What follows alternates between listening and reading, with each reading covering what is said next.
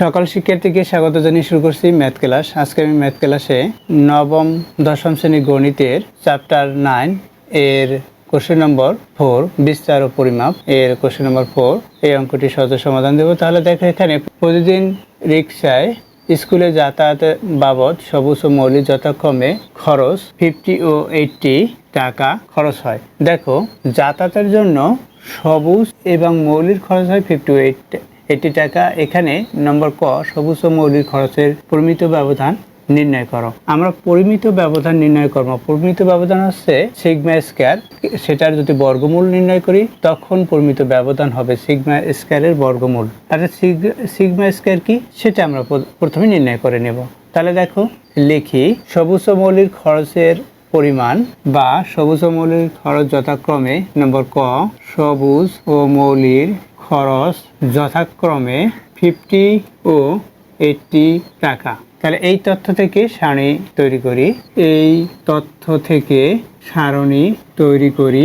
এখানে কত দেওয়া আছে? প্রথমে 50 অর্থাৎ এক্স মনে করি, এই খরচগুলো এক্স এর মানগুলো সবুজের ক্ষেত্রে এবং মৌলিক ক্ষেত্রে ভিন্ন ভিন্ন দেওয়া, এবং এক্স স্কয়ার নির্ণয় করি। তাহলে লিখি, এখানে এক্স হচ্ছে প্রথমে 50, এরপর হচ্ছে 80। এক্স স্কয়ার কত হবে? এক্স স্কয়ার হবে 5k স্কয়ার করলে 5k স্কয়ার করলে হবে 25, 00। 8k স্কয়ার করলে 64, এখানে 00, অর্থাৎ এটাকে স্কয়ার করলে এটা পাই। এখন এখানে নির্ণয় করি, এখানে n ইকুয়াল এখানে দুইটি, সুতরাং 2 হবে। সিগমা এক্স ইকুয়াল কত? আমরা প্লাস করি দুইটি সমষ্টি, এটা ধারার সমষ্টি যেটাকে বলা হয়, বা এখানে সিগমা হচ্ছে এই রাশি তথ্য মানের সমষ্টি, অর্থাৎ 130 হয়, প্লাস করলাম। এরপর এখানে কি হয় দেখো, এখানে সিগমা এক্স স্কয়ার ইকুয়াল কত হয় আমরা নির্ণয় করি। সিগমা এক্স স্কয়ার ইকুয়াল এখানে 0098 এটা হলো। এখন এখান থেকে আমরা কি নির্ণয় করব? এখানে বলেছে পরিমিত ব্যবধান নির্ণয় করব।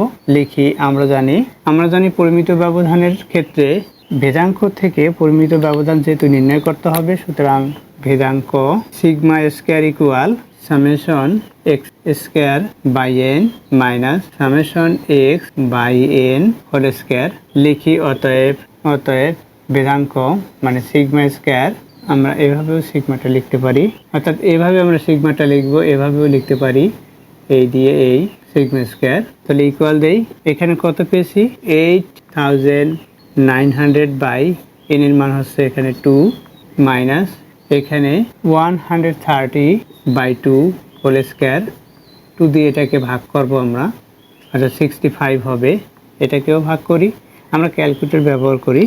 8900 ডিভাইডেড টু 4450, লিখি এখানে 4450, এখানে মাইনাস এখানে 65 হবে, অর্থাৎ এটা দিয়ে এটাকে ভাগ করলে এখানে 65 হয়। 2 দিয়ে আমরা 130কে ভাগ করেছি। এখন 65 এর স্কয়ার কত হয় দেখি। 65 স্কয়ার ইকুয়াল দেই 4225 এটা হলো। তাহলে এখানে কত থাকবে সেটা আমরা মাইনাস করে বের করি। 225 এটা হলো। অতএব কি বলেছে দেখো, পরিমিত ব্যবধান। লিখি, পরিমিত ব্যবধান সিগমা, এখানে পরিমিত ব্যবধান সিগমা একে বর্গমূল হবে, অর্থাৎ এই সংখ্যাটাকে 225কে বর্গমূল হবে কত হবে? 15 হবে বর্গমূল করলে। দেখো, আমরা ক্যালকুলেটর ব্যবহার করি, 15 হলো। এটা হচ্ছে অ্যান্সার। পরিমিত ব্যবধান নির্ণয় করতে বলেছে, এটা একটা অ্যান্সার। এরপর কি বের করব দেখো, এটা হচ্ছে ক নম্বর। এরপর হচ্ছে খ নম্বরে। দেখো, খ নম্বরে এখানে দেখাও যে উপাত্ত দুইটির গড় ব্যবধান পরিসরের অর্ধেক। আমরা প্রথমে পরিসর নির্ণয় করতে পারি, পরিসর কত হয়, এরপর গড় ব্যবধান নির্ণয় করতে পারি। তা লিখি নম্বর খ, অর্থাৎ পরিসর। এখানে পরিসর নির্ণয় করতে হলে x সাব h অর্থাৎ শ্রেণীর উচ্চমান বা উচ্চমান কত, এখানে 80, x সাব l এটা হচ্ছে 50, অতএব পরিসর কত r দ্বারা প্রকাশ করা হয় equal x sub h minus x sub l equal 80 minus 50 equal 30 হলো। দেখো, পরিসর 30 হলো, অর্থাৎ এই পরিসরের অর্ধেক হবে গড় ব্যবধান। আমরা এখন গড় ব্যবধানের সারণী নির্ণয় করব। তাহলে লিখি, প্রদত্ত উপাত্ত থেকে গড় ব্যবধানের সারণী অথবা খরচের পরিমাণ থেকে গড় ব্যবধানের সারণী। গাণিতিক গড় থেকে গড় ব্যবধানের সারণী এভাবেও লিখতে পারি। লিখি খরচের পরিমাণ থেকে খরচের পরিমাণ থেকে গড় ব্যবধানের সারণী নিম্নরূপ। এর সারণী নিম্নরূপ। তাহলে কি এখানে আমরা সারণী তৈরি করতে হলে আমাদের লিখতে হবে এক্স অফ আইও আমরা লিখতে পারি। এক্স লিখি x bar x minus X বার, এখানে হচ্ছে 50 80, এখানে n ইকুয়াল কত হয়, n equal to x bar equal কত হবে, আমরা লিখি n equal to x bar equal এই দুটো প্লাস করব, n equal to summation x equal এই দুটো প্লাস করি 130, এটা পেয়েছি। এখানে দেখো এক্স বার ইকুয়াল আমরা জানি সামেশন এক্স বাই এন, এটা ইকুয়াল দেই, এখানে 130 বাই এন এর মান হচ্ছে 2 ইকুয়াল 65 পেয়েছি। এটা এক্স বার ইকুয়াল 65 পেয়েছি। এটা এখানে কি এই 65 থেকে 50 মাইনাস করব, তাহলে 15 হবে।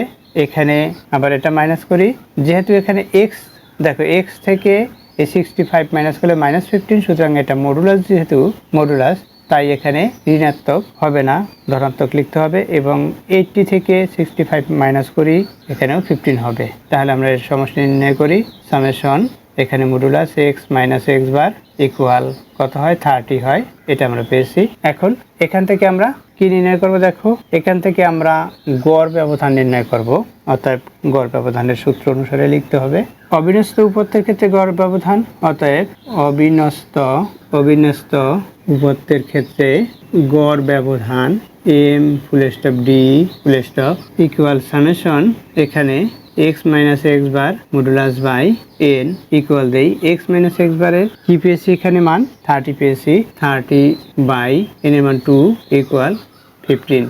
দেখো এখানে 15 হলো, ইতিপূর্বে পরিসর পেয়েছি আমরা এখানে 30, দেখো এর অর্ধেক, এটাই বলেছে প্রশ্নে। আমরা লিখব কি এখানে, দেখো অতএব উপত্য দুইটির গড় ব্যবধান পরিসরের অর্ধেক। অতএব উপত্য দুইটির গড় ব্যবধান পরিসরের অর্ধেক দেখানো হলো শুট SHOWED, আমরা পরিসরের অর্ধেক এটা দেখালাম। আশা করি এটি বুঝতে পেরেছো। এতক্ষণ ম্যাথ ক্লাসের সাথে থাকার জন্য সকলকে ধন্যবাদ জানিয়ে আজকের মতো বিদায় নিচ্ছি।